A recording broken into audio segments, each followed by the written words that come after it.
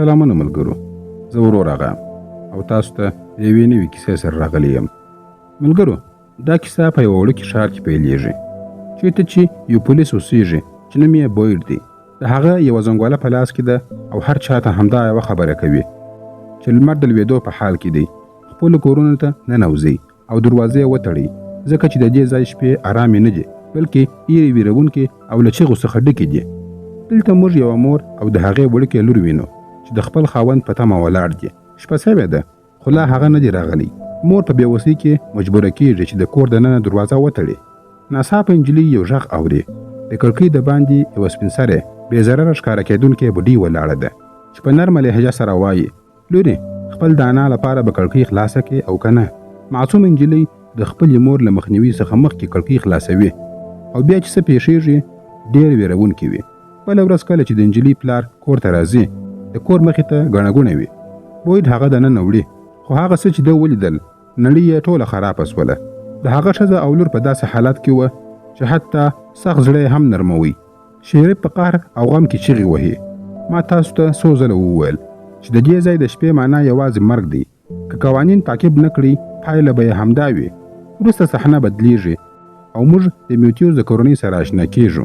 جیم، د هغه ښځه طبیتا او د هغوی دوه ماشومان جولي او ایتن په خپل موټر کې سفر کوي. ناڅاپه د سړک په منځ کې یوه لویه پرته درخته ویني. د اسمان په سر کې د کارغانو یوه ډله ګرځي، لکه بده نښه چې ورکوي. دوی خپله لاره بدلوي خو ډېر ژر بیرته همغه عجیبه ښار ته راځي. جیم فکر کوي چې لاره یې ورکه کړې ده. جیم له بوید څخه د لارې پوښتنه کوي او هڅه کوي چې له ښار څخه ووځي. خو د کیسې لوی بدلون دا دی چې هر څومره د وتلو هڅه وکړي موټر یې بیرته راګرځي او همغه ښار ته راځي. طبیتا ویریږي او وایي: جیم، موږ بیا همغه ځای ته راغلو. په ویره او وارخطایي کې جیم تیز موټر چلوي. ناڅاپه موټر له یو بل موټر سره ټکر کوي.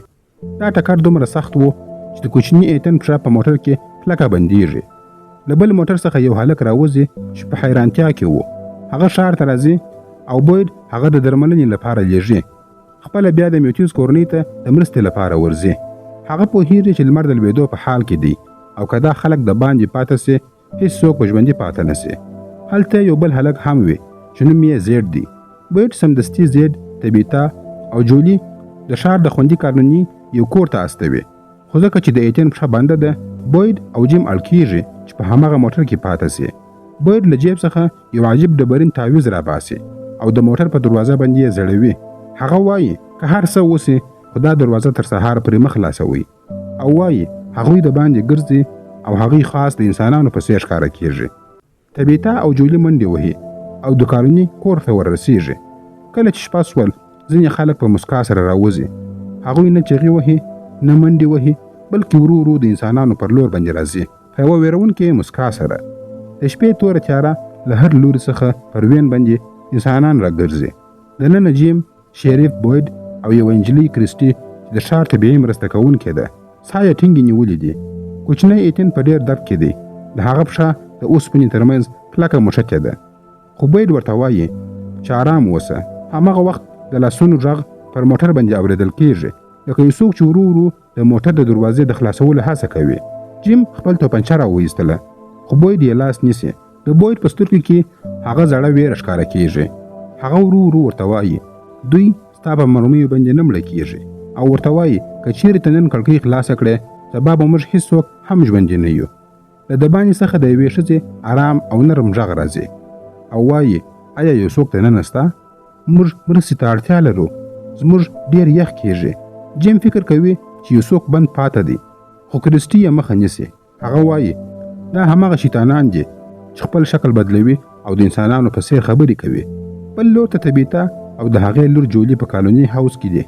دا د ښار په منځ کې یوه لویه ماڼۍ ته ورته ځای دی چې خلک په ګډه سره پکښې ژوند کوي.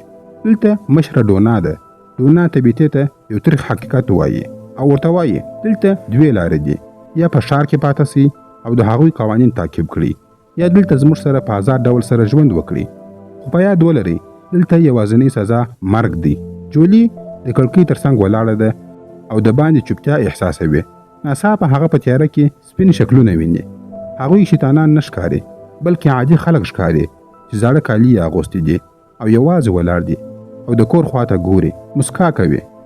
دا ویرونکې مسکا د جولي په ذهن کې پاته کیږي. په همدې شپه یو نجلۍ د زیر ملګري وژني. ولې یې دا کار وکړي دا به وروسته معلومه سي. د پیښې د موټر خاوند په هوش کې راځي. هغه یو شتمن سافټویر انجینر دی چې خپل بریالیتوب خپل تر ټولو لوی ځواک ګڼي. کله چې هغه په کلینیک کې په هوش کې راځي فکر کوي چې ملګری یې د هغه سره یو عجیبه مسخره کړې ده او د هغه سره اوس هم په گیم کې بند دی. هغه د باندې منډې وهي او چغې وهي، بس دی دا ټوکې نور بس کړئ. کیمره چیرته ده؟ زه ډېر قیمتي سړی یم، زما وخت مه راضایع کوئ. د ښار خلک هغه ته داسې ګوري لکه هغه چې یو لیونی وي. د بویډ زوی ایلس هڅه کوي چې هغه پوه کړي، خو زید د چا خبره نه مني. کله چې د لمر لومړی وړانګې راخیږي هغه مسکا کوونکي مخونه د موټر له شاوخوا څخه یو دم ورکېږي. خلک د موټر خواته منډې وهي او له ډېرې هڅې وروسته ایتن راباسي. کله چې جیم او طبیعته سره ویني یو څه د آرام احساس کوي، خو ژوره ویره لا هم شته. کله چې ایتن بیرته په هوش کې راځي یو عجیبه څه وایي. ایتن وایي هغه هلک ویله چې لوبه پیل شوې ده. بویډ حیرانېږي ځکه چې د سپین هلک لیدل ډېر وخت نه دي سوی، پرته له هغو کسانو څخه چې د مرګ وخت یې رانږدې وي. موږ د بویډ د ژوند یوه څنډه وینو. هغه د ښار کلیسا ته ځي او له پادري سره خبرې کوي. موږ پوهیږو چې بویډ دا د ډبرو تعویض په یوه غار کې موندلی و او د همدې له امله اوس خلک په خپلو کورونو کې خوندي پاتې کېدلی سي. بویډ خپل زوی الیس ویني، خو د دوی ترمنځ ژوره فاصله ده. الیس خپل پلار د خپلې مور د مرګ مسؤل بولي. دلته هر کور خپله غمجنه کیسه لري او په هر ګام کې یو نوی جنجال پروت دی. کوچنی ایتن کلینیک ته ځي، پښه یې ښه کېږي خو ذهن یې بل ځای دی. هغه همیشه د سپین کالیو هلک په اړه باندې خبرې کوي. جیم او طبیعته فکر کوي چې دا یوازې د ټکر د حادثې اغېزې دي، خو شریف بویډ پوهیږي چې په دې ښار کې هیڅ شی عادي نه دی. زیر چې فکر یې کوي دا ټوکې دي. اوس له خپل حد څخه تېرېږي. هغه له کلینیک څخه وتښتېدی او د ښار په منځ کې یوې لویې درختې ته خیږي او چغې وهي. بویډ هغه راکښته کوي او کور ته یې وړي چیرته چې هغه مور او لور مړه سوي وه. کله چې زیر د وینو نښه ولیدلې نو ذهن یې ګډوډ کېږي او روح یې لړزېږي. هغه پوهېږي چې دا ټوکې نه دي، خلک رښتیا همدلته بند پاته دي. نو د میتیوس کورنۍ لپاره د انتخاب ورځ ده. هره نوې کورنۍ باید پرېکړه وکړي چې چیرته به ژوند وکړي، په ښار کې چیرته چې د شریف بویډ سخت قوانین دي، یا په کالوني هاوس کې چیرته چې ډونا مشري کوي او خلک په ګډه او آزاده سره ژوند کوي. جیم او طبیعته بحث سره کوي. جیم وایي ښار خوندي دی، خو طبیعته فکر کوي چې ماشومان به هلته د یوازیتوب احساس ونه کړي. جولي چې له خپلې مور څخه خفه ده چیغې وهي چې هغه کالوني هاوس ته ځي. کورنۍ په دوو برخو سره وویشل سول. ډونا جولي له ځانه سره بیایي او جیم طبیعته او زخمی ایتن ښار ته راځي. جیم د خپل نوي کور کړکۍ د تعویض په وسیله سره خوندي کوي. بیا د باندې هماغه ویرونکي غږونه پیلېږي. ایتن له کړکۍ څخه د باندې ګوري او په لیرې تیاره کې هغه سپین هلک ویني چې لاس ورته ښوروي. ایتن مسکا کوي او هغه ته سپین هلک وایي. جیم فکر کوي چې دا یوازې د هغه د ذهن ناروغي ده، خو کله چې ایتن د یوه ځانګړې ونې خبره کوي جیم حیران کېږي. اوس د ایتن کرکټر موږ ته ډېر مهم کېږي ځکه هغه داسې څه ویني چې لویان یې نسي لیدلی. له بلې خوا سارا چې څه یې کړي دي وروسته تر هغه ماته سوې ده، خو هغه غږونه یې لا هم نه پرېږدي. ناڅاپه د هغې پر لاس باندې داسې خط ښکاره کېږي لکه یو چا چې د پوستکي دننه دا خط لیکلی وي او لیکلي دي هغه هلک ووژنه. دا هلک هماغه معصوم ایتن دی. سارا فکر کوي که چیرې ایتن ووژل سي نو ښایي ټول خلک خلاص سي. هغه د خپل وجدان او ویرونکي غږونو ترمنځ سخته بنده پاته ده. شریف بویډ او جیم د ښار له دبانې څخه ځنګل ته ځي. بویډ جیم یوې عجیبه ونې ته وړي چې لرې ونې بدل کېږي. جیم یوه تیږه د ونې په سوري کې اچوي او څو شېبې وروسته هغه ډبره له بل ځای څخه راوځي. بویډ دې ته تشریح ورکوي چې دا ونه د یوه ډول پورټل په څېر ده. که څوک پکښې کې ننوځي نو ښایي د ښار هرې برخې ته ولاړ سي. خو دا خطرناکه هم ده ځکه چې دا هم کېدلی سي چې هغه انسان یو بل ځای ته ولاړ سي او بیا هم د یوې ونې پر سر باندې راښکته سي. په همدې وخت کې زید لا هم هڅه کوي چې خپل پخوانی ژوند او دا نوې د غږې نړۍ سره یو ځای درک کړي. هغه پوهیږي چې د ده تر ټولو نږدې ملګري چې ورسره په موټر کې وو نور په دې نړۍ کې نسته. د زید غرور په بشپړه توګه سره مات شوی دی. هغه د ښار د میخانیکانو او نور خلکو څخه د دې ځای د تخنیکي اړخونو په اړه باندې پوښتنه کوي. هغه یو زوړ انځور پیدا کوي چې پکښې کې یو سړی ولاړ دی او هماغه تعویض یې اغوستی دی. دا کار زیډ ته دا باور ورکوي چې د دې ځای تاریخ ډېر زوړ دی. دلته جولي هڅه کوي چې د کولوني هاوس په فضا کې ځان ورګډ کړي. هغې هلته له ایلیس سره ډېره مینه پیدا کړې ده. ایلیس هغه یو ځای بیایي چې هلته اوبه دي او ورته وایي چې دلته هره شېبه ژوند کول ډېر مهم دي ځکه چې دلته پر سبا باندې هیڅ باور نشته. د لومړي ځل لپاره جولي د خپل مور او پلار له شخړو څخه لیرې لږ آرام احساس وکړي. خو هغې ته دا نه ده معلومه چې دا آرامي یوازې د توپان څخه مخکې چوپتیا ده. شپه بیا راګرځي. سارا چې اوس په بشپړه توګه سره د هغو غږونو تر اغېز لاندې ده د جیم کور ته راځي. هغه د دننه کېدو لپاره پلمه پیدا کوي تر څو ایتن ته ورسیږي. د ښار فضا دومره تنګه ده چې هر سیوری د دښمن په څېر ښکاره کېږي. هماغه وخت جیم پوهیږي چې د ایتن رسمونه او د ښار نقشه ژوره اړیکه سره لري. هغه هڅه کوي چې ونې او لارې سره وتړي خو هماغه وخت د هغو بلاګانو ویره پیل کېږي. د سارا ذهني حالت په بشپړه توګه سره خراب شوی دی. هغه په ډاینر کې کار کوي خو هر ځای ویرونکي سیوري ویني. هغه د جیم د کور پر شاوخوا باندې ګرځي او داسې یوه شېبه راځي چې نږدې و پر ایتن باندې برید وکړي خو هماغه وخت یې ورور نیتن مخه نیسي. نیتن اوس پوه شوی دی چې د خپلې خور په ذهن کې یې ډېر بد څه روان دي. شریف بوید د دې ښار تر ټولو قوي سړی دی خو په دې برخه کې موږ د هغه کمزوري هم وینو. د بوید لاسونه لړزیږي. هغه د پارکنس ناروغي نښې احساسوي. هغه ویریږي چې که کمزوري سي نو څوک به دا ښار له دغو بلاو څخه وژغوري. بوید پوهیږي چې د هغه وخت لږ پاته دی نو هغه پرېکړه کوي چې ځنګل ته ولاړ سي تر څو له مرګ څخه مخکې د وتلو کومه لاره پیدا کړي. دلته زید یو عجیبه نښه ویني لکه درې ونې چې کرښ جوړوي. هغه د دې نښو په اړه باندې لیونی سوی دی. هغه داسې وهم ویني چې یو مړ سرتېری ورته ښکاره کېږي خو هغه نه ویریږي بلکې غواړي یو څه ورته ووایي. اوس زید پوه سوی دی چې دا ځای یوازې یو زندان نه بلکې یو جنجال دی چې حل کېدل غواړي. کوچنی ایتن ګرځي او وایي چې هغه بیا هغه سپین کالی هلک ولیدی. جیم چې مخکې یې دا یو فکر ګڼي اوس د ایتن خبرې جدي نیسي. ایتن وایي چې هغه هلک غواړي هغه د اوښکو یو رود ته بوځي. دلته سارا او نیتن سره جنگ کوي. نیتن غواړي سارا ودروي تر څو نور چاته ځان ور ونه رسوي خو په دې جګړه کې یوه لویه پیښه رامنځته کېږي. نیتن مړ کېږي. سارا ډېر حیرانه کېږي او ځنګل ته تښتي. وروسته بوید هلته رارسېږي او د نیتن جسد پیدا کوي. اوس ټوله ښار پوه سوی دی چې د دوی ترمنځ داسې څوک شته چې له بلاو څخه هم ډېر خطرناکه دی. لمر بیا لویږي. جیم او تابیتا خپل کور بندوي خو تابیتا پوهیږي چې د کور له ځمکې لاندې عجیبه غږونه راځي. هغه شک کوي چې ښایي لاندې کومه لاره شته. هغه د ځمکې کیندل پیلوي خو نه پوهیږي چې څه پکښې پټ دي. د نیتن له مرګ څخه وروسته ټول ښار په صدمه کې دی. سارا ځنګل ته تللې ده چیرې چې د شپې تېښته ناممکنه ده. شریف بوید باید یوه لویه پرېکړه وکړي.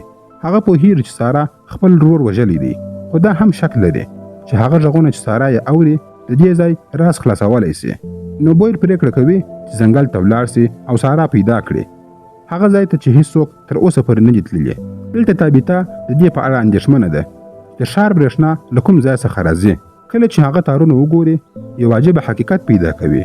تارونه له هیڅ ځای سره نه دي نښتي. یوازې ځمکې ته ننوځي خو بیا هم ګورپان لګیږي او برق ترې راوځي. جیم او تابیتا پوهیږي چې دلته د فزیک هیڅ قانون کار نه کوي. د تابیتا کیندنه هغه یو ژور تونل ته ورسوي. هغه ویریږي چې کیدای سي دا بلاوې د ورځې دلته پټې وي. زید او جیم د لومړي ځل لپاره سره یو ځای کېږي. هغه عجیبه نښه زید آرام ته نه پرېږدي. هغه جیم ته وایي چې که موږ د راډیو یو انتن جوړ کړو شاید د باین نړۍ سره اړیکه ونیسو. جیم چې انجینر دی دا نظر مني. دا لومړی ځل دی چې د ښار خلکو ته د ژوندي پاتې کېدو قوي هیله پیدا کېږي.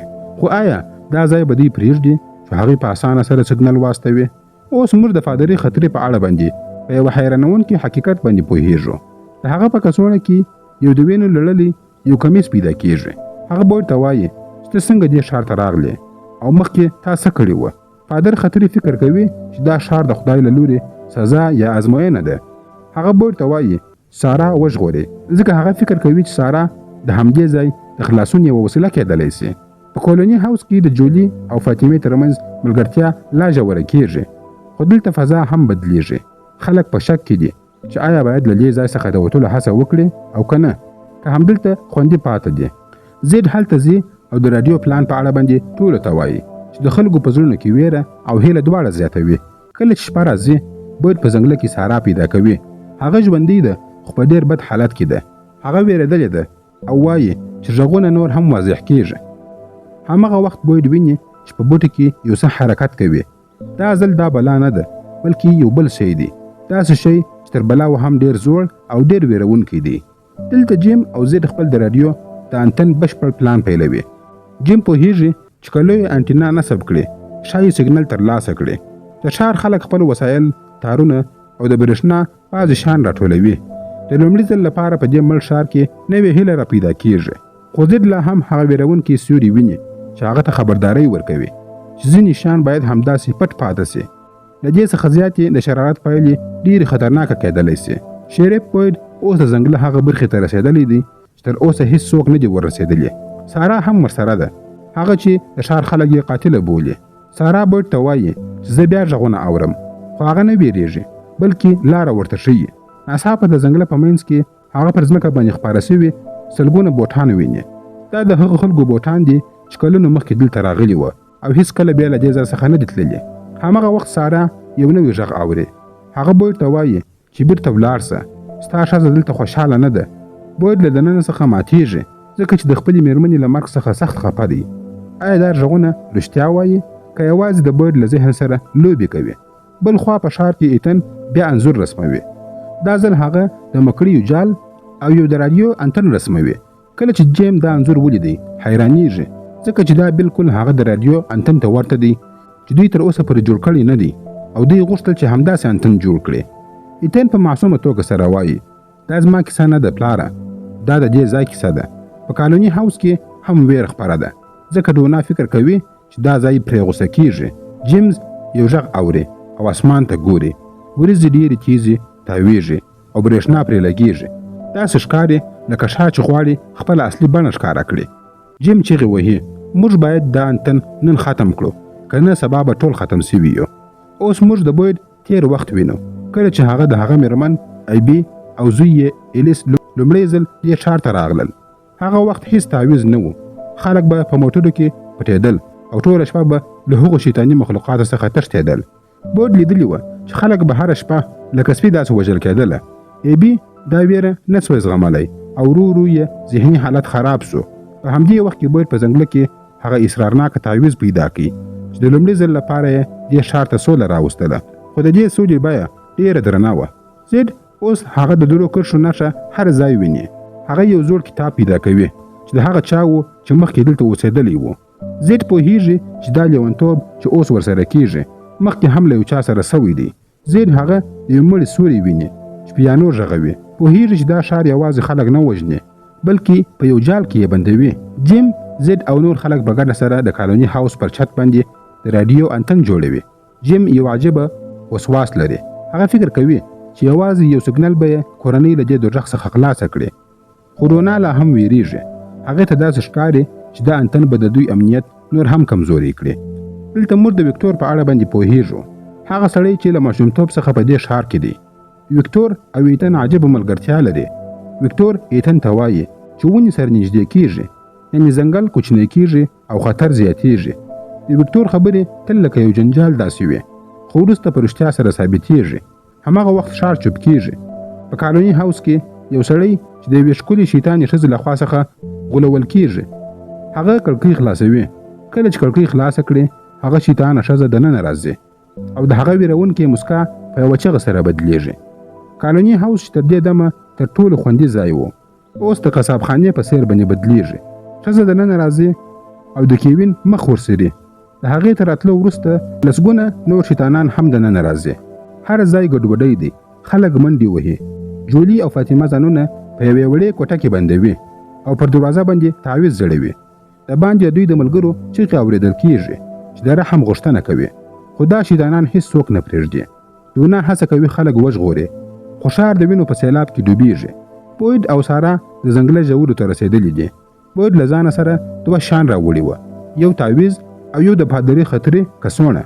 سارا بیا غږونه اوري خو دا ځل نه ویریږي بلکې هوښیاره ده. هماغه وخت هغه د ځنګله په منځ کې د یو لوی څراغ برج ویني چې خاص د لایټ هاوس په څیر باندې و.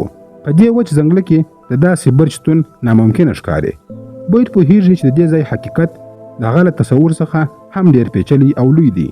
مخ ته په تګ سره دوی داسې ځای ته رسېږي شاوخوا یې لوی د مکړې جالونه دي. ناڅاپه بوید احساس کوي چې یو شي خوړلی دی. هغه مخې ته د خپلې مړې ښځې عبیر غږ اوري چې ورته وایي بېرته ولاړ شه. ساره هغه له هغه ځای څخه راکشوي، که نه نو بوید به همالته مړ سوی وای. بل خوا جیم، زید او نور خلک د وروستي ځل لپاره هڅه کوي چې د راډیو انتن چالانده کړي. اسمان تور سوی دی او هوا هم ډېره خرابه سوې ده. جیم لکه لیونی د سیګنال په لټه کې دی. ناڅاپه له راډیو څخه یو آرام غږ راځي او وایي سلام، یو څوک سته؟ جیم ډېر خوشحاله سو او هغه په لوړ غږ سره ورته وایي هو، زما نوم جیم میتیوز دی، موږ دلته بند پاتې یو. له بلې خوا څخه یو آرام او یخ غږ راځي جیم، ستا ښځې باید تر ځمکې لاندې کیندنه نه وای کړې، نو د پښو څخه یې ځمکه لیرې کش شوه. دا معنا لري چې یو څوک دوی څاري، څوک د دوی حرکت ته پام کوي. دا عادي ښار نه دی، بلکې د چا تجربه یا یو ظالمانه لوبه ده. دلته په کور کې طبیعتا دومره ژوره کیندنه کړې چې یو غار ته لویږي. کله چې هلته څراغ بلوي، هغه څه ویني چې د دې ښار تر ټولو لوی راز دی او دا د هغو شیطانانو اصلي کور دی. هغوی ټول هلته ویده دي. هماغه وخت په هغه تیاره کې د ویکټر سره مخ کېږي. ویکټر ورته وایي چې آرام اوسه او خبرداری ورکوي چې که اوس له دې ځای څخه ونه وځې نو د لمر د لوېدو سره به هغوی راویښ سي. ویکټر ژمنه کوي چې طبیعتا به په خوندي ډول سره راباسي. دلته جیم د راډیو له غږ څخه ډېر سخت لړزېدلی دی. هغه چیغې وهي او پوښتنه کوي ته څوک یې؟ ته څنګه پوهېږې چې زما ښځه څه کوي؟ خو راډیو بیا چوپ پاته کېږي او غږ نه ترې راځي. ناڅاپه له اسمان څخه برېښنا رالویږي او د دوی د راډیو انتن او ټوله زحمتونه په یوه لحظه کې په خاورو سره بدلوي. د ښار د خلکو وروستۍ هیله هم ماته سوله. بوید او سارا هم په خراب حالت کې دي. بوید یو عجیب احساس لري او نور مخکې نشي تللی. هماغه وخت سارا هغه سپین کالی هلک ویني. هغه هلک سارا ته اشاره کوي چې باید په یوه تشه ونه کې ټوپ وهي. بوید په لومړي سر کې زړه نازړه و، خو بله لاره یې نه درلودله. هغه سارا ټیل وهي او خپله هم د ونې یو تش ځای ته ورننوځي. کله چې هغه دننه ټوپ وهل، بوید داسې ځای ته انتقالیږي چې له هغه ځای څخه وتل ناممکنه دي. هغه د ډبرو په شان په یو قفس کې بند پاته سو چې ډېر تنګ او ډېر ژور و او هیڅ دروازه نه درلودله. هغه پورته ګوري، له هغه ځای څخه لږ رڼا راځي. هماغه وخت په هغه تیاره کې یو کمزوري غږ اورېدل کېږي او وایي څوک سته؟ دلته بیا د شپې تیاره په ښار کې خپرېدو ته نږدې ده. جیم، دونا او نور خلک په هوټل کې دننه ولاړ دي. ناڅاپه د موټر څراغونه بلیږي او یو لوی بس ښار ته راننوځي. د ښار خلک حیرانېږي. هغوی فکر کوي چې نور بېګانه خلک هم په همدې دوزخ کې بند پاته سول. د دې ویډیو د برخې په پای کې موږ وینو چې نور انسانان هم له بس څخه راښکته کېږي او مخکې به موږ ته معلومه سي چې له هغو سره څه کېږي. او که غواړئ چې پوه سئ مخکې څه کېږي او دوهمه برخه غواړئ، د دوهمې برخې لپاره کمنټ راته وکړئ، ویډیو لایک او شیر کړئ، زموږ یوټیوب چینل حتما سبسکرایب کړئ. تر بلې ویډیو پورې مو الله مل شه. مننه.